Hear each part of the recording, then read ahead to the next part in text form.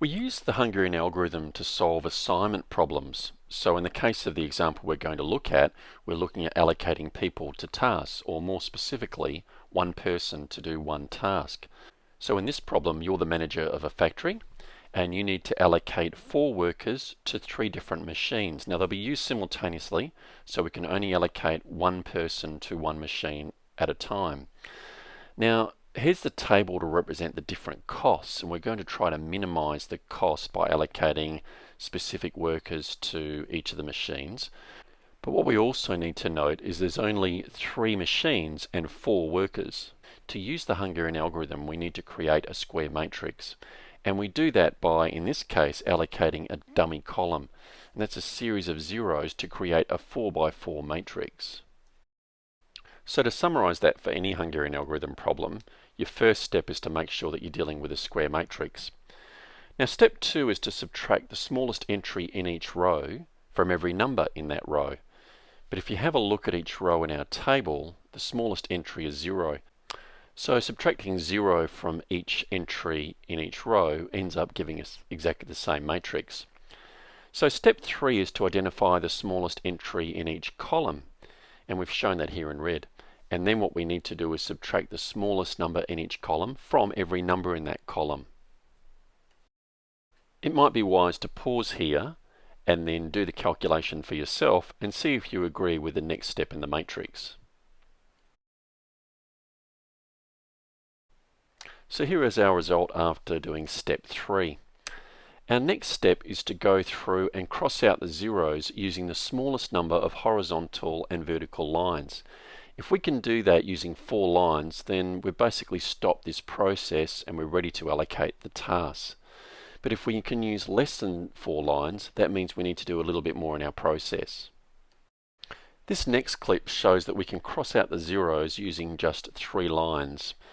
So 2 horizontal and 1 vertical. It is possible to do this different ways, but nonetheless the minimum number of lines you can use is 3. Now if this happens, which is less than 4 lines, we need to go through another process. That process is to look at the numbers that have not been crossed out and select the smallest number from that group. We'll then subtract that number from all the numbers that are not crossed out, and we'll also add it to the numbers that have been crossed out multiple times. So we can see that of the numbers that have not been crossed out, the smallest number is 82. And we're going to subtract it from all the numbers which have been not crossed out, and also add it to the zeros in the top right hand corner because they've been crossed out multiple times. And that's our resulting matrix. So what we now do is repeat the process and cross out all the zeros using a minimum number of horizontal and vertical lines, aiming to get to 4, because that means that we can stop this process and allocate the task. If it's less than 4 lines, then we need to repeat this process again. So we can see here that we only need 3 lines to cross out all the zeros. So now we need to repeat the process again. Of the numbers which have not been crossed out, the smallest number is 18, and we subtract that from all of the numbers that have not been crossed out, and we need to add that 18 to the numbers which have been crossed out multiple times. The next step in the process is to cross out the zeros using a minimum number of horizontal and vertical lines. And in this case, we do need 4 lines to cross out the zeros. And that means that we're ready to allocate the tasks. Now the way we allocate the tasks is we're looking for 1 0 to be allocated in every row and 1 0 to be allocated in every column. That's basically saying that each worker can only be allocated 1 machine and each machine can only be allocated to 1 worker. So if we look at the first row, there's a clear choice. The 0 in the second position must be allocated. So we put a box around that to indicate that that's going to be one of our matchups between the machines and the workers.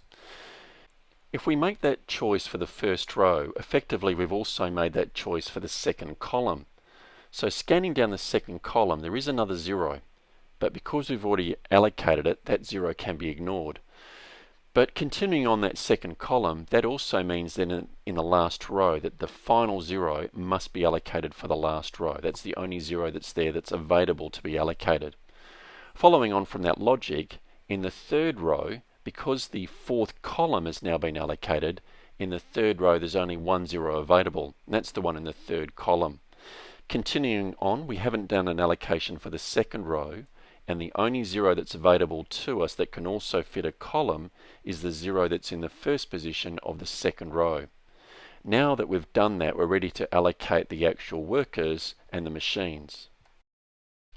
Matching the zeros to the original table, we can see that in the first row, second column, that's machine 2 and worker 1. In the second row, first column, that means that the second person is working machine 1 and the third worker is working machine 3. It also means that the fourth person misses out because there's only 3 machines that can be allocated. In summary, this table shows the allocations of each person to the machine. Please note that in this video we use the Hungarian algorithm to find a minimum amount, or in this case a minimum cost. The second video in our series on the Hungarian algorithm shows you how to determine a maximum value.